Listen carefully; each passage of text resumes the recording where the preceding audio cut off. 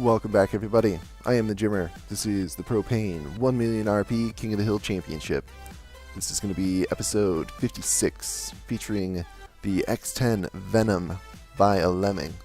This is the X10 Venom right here, as you can see, done up in, I believe that's the Lightning Hood's colors. I'm not so good with the faction colors, but it's one of them. And the X10 Venom by Lemming is going to be taking on our current 4th place king. This is the Wedge by Macbeth. It's got quite a bit of missile spam and that massive single turret on top with the triple barrel turret, and very fast and agile and kind of flying squirrel-like when it gets going. So we'll get this battle sped up and underway. You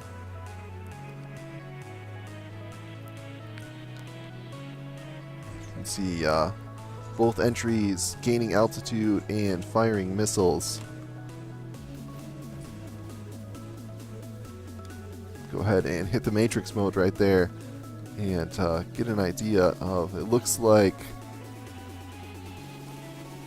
yeah, these missiles definitely connected here. Looks like doing some damage possibly to the turret. And it looks like we also have a connection here. I can't tell if that's shells coming in. Looks like maybe some missiles coming in and clipping the bottom of the X10 here. Alright, let's get this sped back up.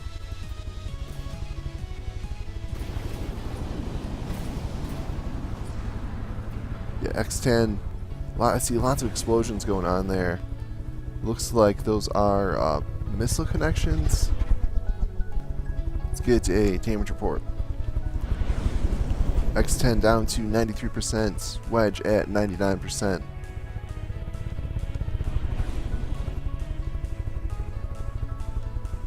And the X10 is falling.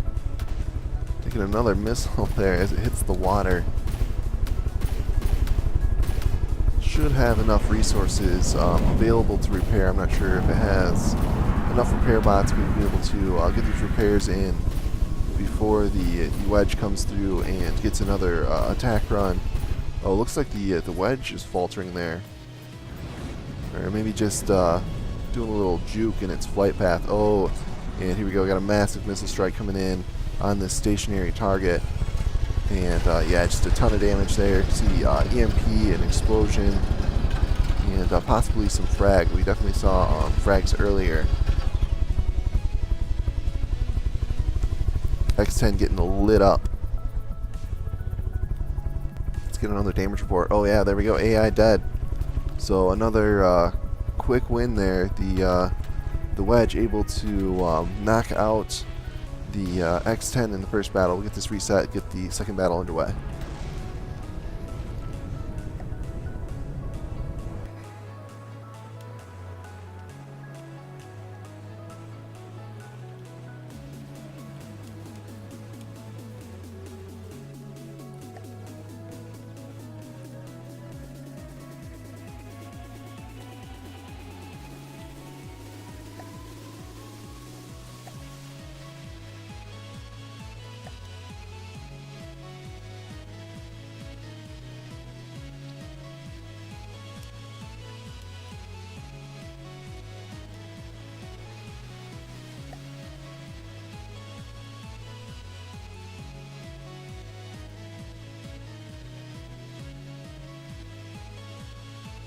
I just noticed the X10 Venom's only 678,000 RP there, so a definite lightweight.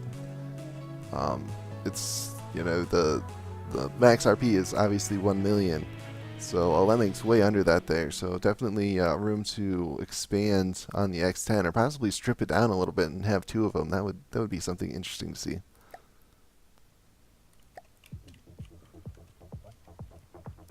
Very cool looking design, regardless of the outcome. Alright, let's get the interface off, get this sped up, get this battle underway. again, both entries gaining altitude, launching their missiles, and beginning their cannon barrage.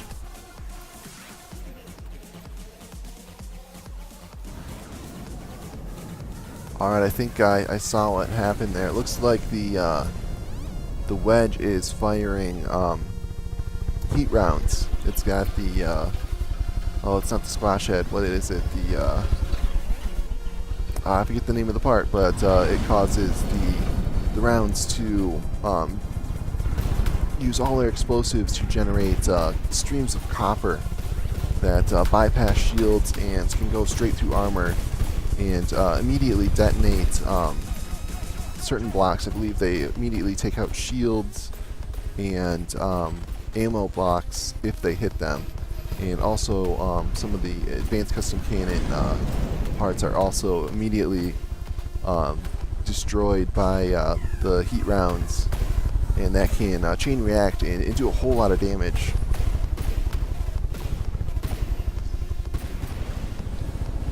We saw that used to great effect by the Jambora in the 100K boat party boat jamboree. Those heat rounds, very effective. I've been working on something myself. Not to give too much away, but pretty sure my next entry will definitely be using those, as they are one of the most effective weapons to get through shielding and armor. See the X10 getting taken out again here. Looks like just losing control, unable to maintain its altitude.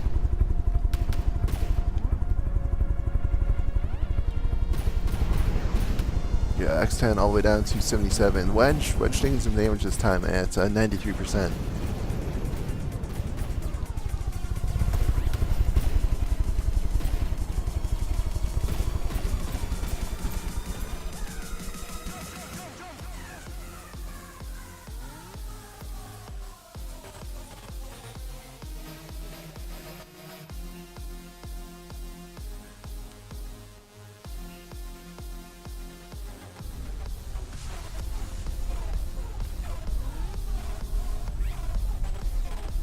Shape charge head. That's what the advanced custom cannon, the shell part. You want to use the shape charge head, and then put a couple of high explosives behind it, and it'll convert those high explosives to streams of copper. It'll generate some particles that can travel through shields and armor, and depending on how much the penetration metric you give them, they can go clear through a vehicle. And I believe they do like something like 10% damage to any block they go through. But like I was saying, there's certain blocks that will say 100%. I forget what their heat particle damage, and such as like ammo barrels. So if a heat particle hits an ammo barrel, it will detonate that ammo barrel, and it can potentially chain react and set off other nearby ammo barrels, or even possibly like take out your AI through shielding. The explosive reactive armor, the ERA armor, is a counter to that, but it can only counter one or two shots before it becomes somewhat ineffective, as it destroys the block to take out the particle. So you can protect your AI from a lucky shot, but more than one or two shots coming in at your AI will more than likely take it out. It's kind of funny because when it first came out, everybody, well, not everybody, but a lot of people complained, and I think rightfully so, that the heat shells were just underpowered and kind of useless. Oh, we saw looked like the wedge was getting taken out there, but the engines just popped back online, so it is back in action.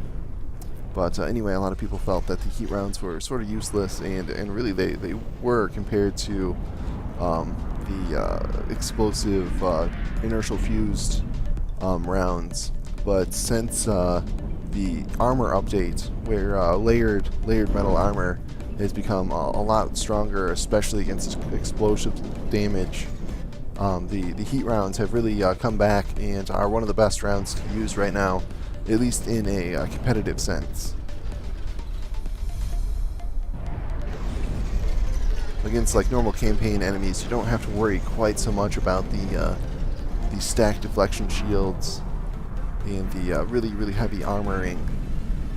Usually a vehicle will have one or the other, and they really don't use a whole lot of shielding in the campaign vehicles, so you can get around it. But here in the tournament scene, where everyone is using the so-called butterfly shielding, the heat rounds have proven really effective. This X10 really hanging on this time. I thought it was going to be taken out, but even though it's sitting down there in the water, it is surviving. Looks like the wedge is having some troubles of its own, not able to get its usual attack run in, as it has taken some damage. We'll see if that gives the X10 enough time to repair and come back from this fight.